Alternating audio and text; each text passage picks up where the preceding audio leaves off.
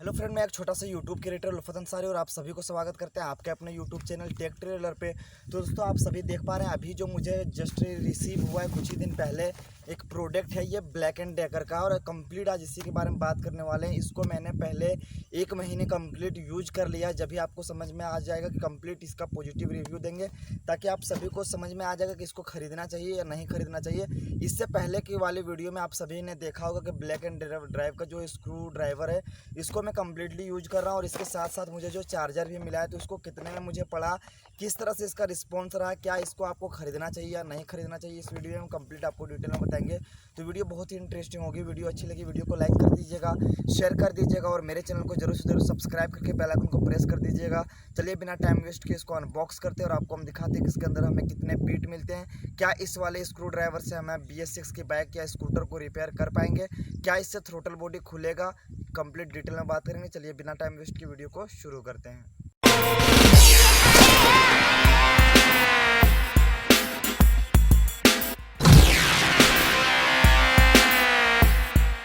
तो फ्रेंड देख पा रहे हैं, ये हमारा एक ब्लैक एंड डेकर का एक कंप्लीट ये टूल बॉक्स का सेटअप है। बहुत दिन इसको मैंने यूज किया, जब भी सोचा कंप्लीटली आपको हम दिखा दें किस तरह से इसको यूज करना और इसके अंदर एक्चुअली मिलता क्या है।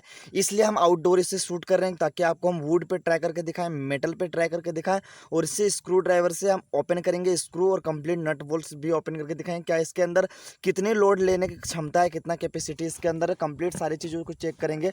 चलिए बिना टाइम वेस्ट किए उसको अनबॉक्स कर देंगे। इसको फ्लिपकार्ट के बॉक्स से बाहर ले चुके हैं और उससे ये जो है बाहर रहता है एक चार्जर। तो सबसे पहले हम चार्जर को ओपन करेंगे और किस तरह से इसकी चार्जिंग क्वालिटी है और कब यह चार्ज होता है उसके बारे में बता देंगे।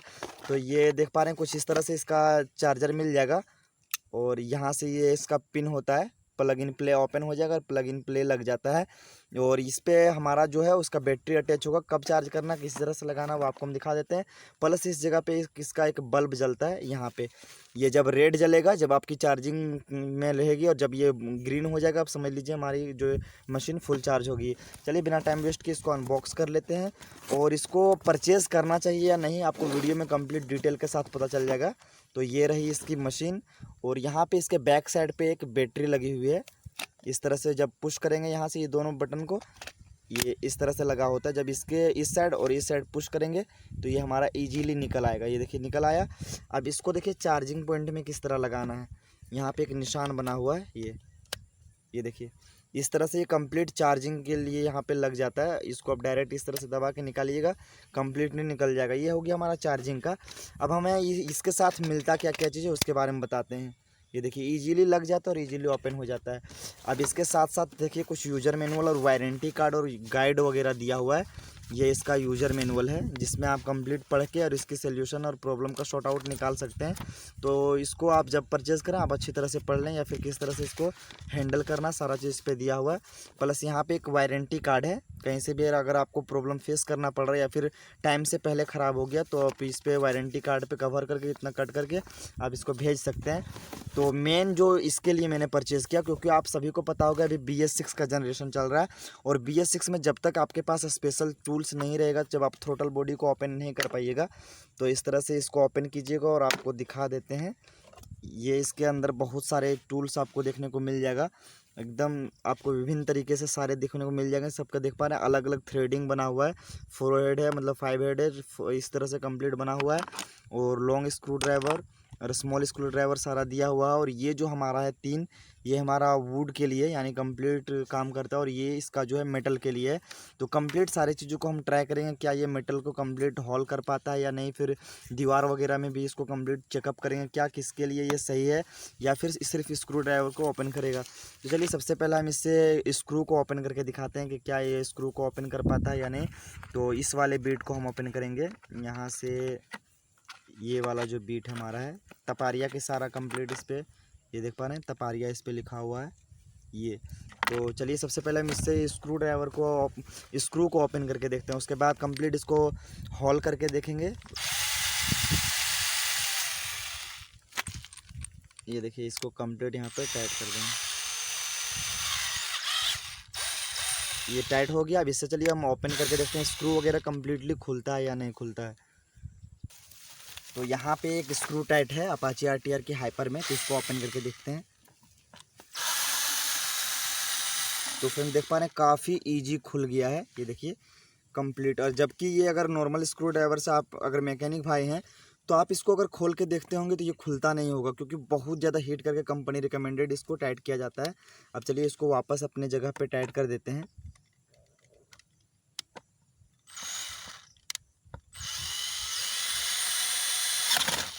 ये देखिए कम्प्लीटली टाइट हो गया। और इसी गन पोर्ट पर आपको आउटपुट और इनपुट मिल जाएगा, यानी खोलना हो तो इधर प्रेस कर दें और टाइट करना हो तो इधर प्रेस कर दें कंप्लीट। और बीच में इसका क्या है कि लॉक पॉइंट है, बीच में रखिएगा तो आपका लॉक हो जाएगा, ये काम नहीं करेगा। चलिए फिर से इसके स्क्रू ड्राइवर को हम टाइट करते हैं। जितने भी इसके हार्ड स्क्रू हैं उसी को हम ओपन कर रहे हैं। तो यहाँ पे देख पा रहे होंगे एक हार्ड स्क्रू है, अगर आप मैकेनिक हैं तो आपको पता होगा कि ये नॉर्मल स्क्रू ड्राइवर से ओपन नहीं होता है। तो हम इस ब्लैक एंड डेकर वाले स्क्रू ड्राइवर से इसको यहाँ पे ओपन करके दिखाते हैं कि खुलता है कि नहीं।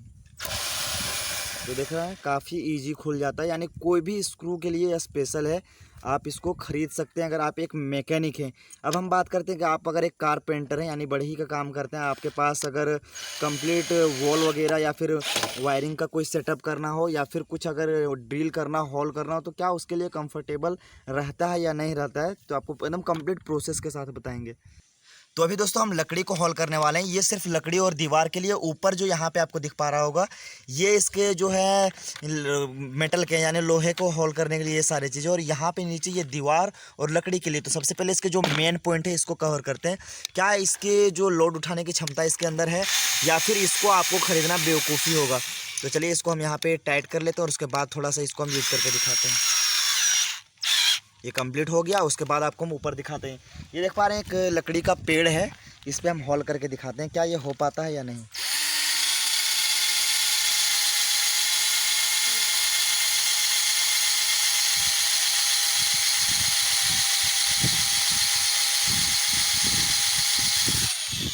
तो दोस्तों देख पा रहे हैं काफ़ी हद तक हॉल कर देता है। यहाँ पे आप देख पा रहे हैं एकदम क्लीन सेफ के साथ। यानी सिर्फ अगर नॉर्मल आपको हॉल करना है तो उसके लिए एकदम ये बेटर है, बट अगर हार्ड मेटल पे अगर आप हॉल करना चाहते हैं तो ये एक तरह से बेवकूफ़ी है। चलिए हो सकता है सिर्फ ऊपर सरफेस को ये कम करता है। अब इसके जो नॉर्मल 10 mm का है उसको हम यूज़ करके देखते हैं। जैसे ये इसका नॉर्मल 10 mm का है, ये सबसे लो वाला है, इसको हम यूज़ करके देखते हैं कि कितना हद तक ये अंदर जाता है। चलिए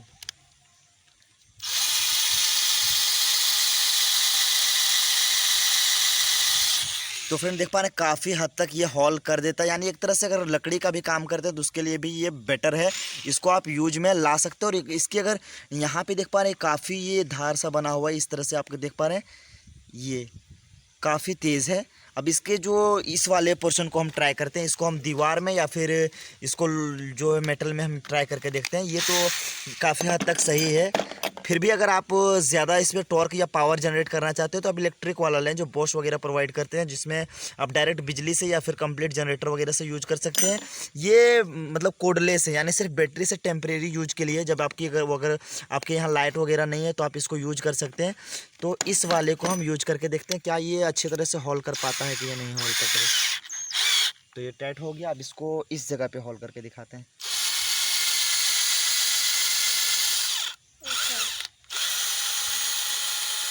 तो दोस्तों काफ़ी अच्छे तरह से ये काम कर रहा है। हो सकता है ये कच्चा पेड़ है इसलिए इस तरह से हो रहा है। चलिए इसको हम दीवार पे ट्राई करते हैं कि ये सक्सेस है या नहीं। यहाँ तो काफ़ी अच्छे तरह से ये वर्क कर रहा है। चलिए आपको दीवार पे ट्राई करवाते हैं। तो दोस्तों देख पा रहे हैं ये काफ़ी स्ट्रॉन्ग एक पुल है। इसको कंप्लीट जो निर्माण किया गया है एकदम हेवी पत्थर इसके अंदर यूज किया गया है। तो क्या ये पत्थर को भी कंप्लीटली हॉल कर पाएगा या नहीं, तो इस जगह पे हम ड्रिल मारते हैं, क्योंकि मुझे पता नहीं, क्योंकि इसके ऊपर प्लास्टर चढ़ा दिया गया है तो मुझे पता नहीं कि कहाँ पे पत्थर है, कहाँ पे किस जगह पे हॉल हो पाएगा। तो कम्प्लीटली ये जो है इसी को हम ट्राई करेंगे। और क्या ये कम्प्लीट हमारे जो पत्थर को हॉल कर पाएगा या नहीं, तो इस जगह पर ट्राई करते हैं या फिर इस जगह पर ट्राई करते हैं, कहीं से भी देखते हैं।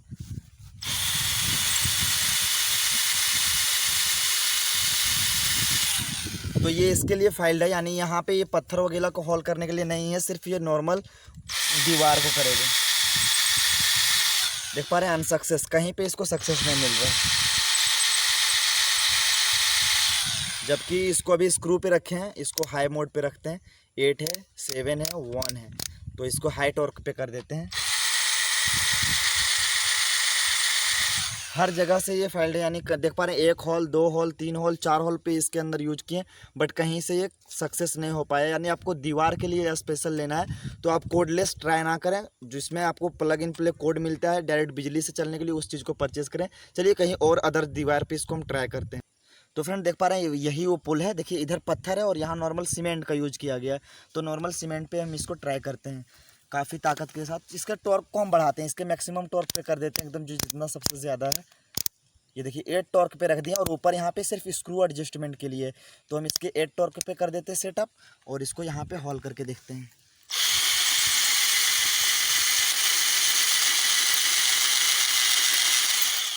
तो देखिए जहाँ से ये पत्थर से अटैच नहीं है उसके अंदर से काम कर लेता है, जैसे ये पत्थर अटैच हो जाता है ये काम करना बंद हो जाता है। यानी काफ़ी हद तक सही भी है। अगर नॉर्मल दीवार या फिर नॉर्मल किसी और जगह पे मारना है तो आप अच्छी तरह से इसको वर्क में ला सकते हैं, बट अगर जहाँ पे अगर पत्थर वगैरह अटैच हो जाए तो ये काम नहीं करेगा। जिस पर ये पत्थर पे इसको ड्रिल कर रहे हैं ये वर्क नहीं हो रहा है। तो दोस्तों अगर आप इसको सिर्फ मैकेनिक लाइफ के लिए लेना है, अगर कार्बोरेटर स्लाइड वगैरह या फिर थ्रोटल बॉडी ओपन करना है तो आप इसको इजीली परचेज कर सकते हैं। नीचे डिस्क्रिप्शन में इसका लिंक दिया हुआ, वहाँ से जाके आप इसको खरीद सकते हैं। और बाय द वे अगर आपको वुड के लिए या फिर दीवार के लिए या फिर शिफ्ट वायरिंग अंदर वायरिंग किसी भी चीज़ के लिए लेना है तो आप इस चीज़ को आप ट्राई ना करें, आप वेस्ट ऑफ मनी हो जाएगा। फिर भी इसका जो रिटर्न पॉलिसी 15 दिन का होता है, अगर आपको समझ में ना आए तो इसको आप रिटर्न कर सकते हैं। बट मेरे लिए ये सूटेबल है, हम इसको यूज में लाते हैं। सिर्फ हमें स्क्रू ओपन करना होता है, चाहे वो थ्रोटल बॉडी के लिए हो या फिर कहीं और अदर पार्ट के लिए। तो दोस्तों उम्मीद करते हैं आपको वीडियो अच्छी लगी। वीडियो को लाइक कर दीजिए। इस तरह से कंप्लीट हर प्रोडक्ट का आपको हम डिटेल में रिव्यू देंगे, सिर्फ ऊपर से बताना नहीं रहेगा। हर चीज़ों पे हम ट्राई करके आपको दिखाएंगे कि क्या ये प्रोडक्ट लेना चाहिए या नहीं लेना चाहिए।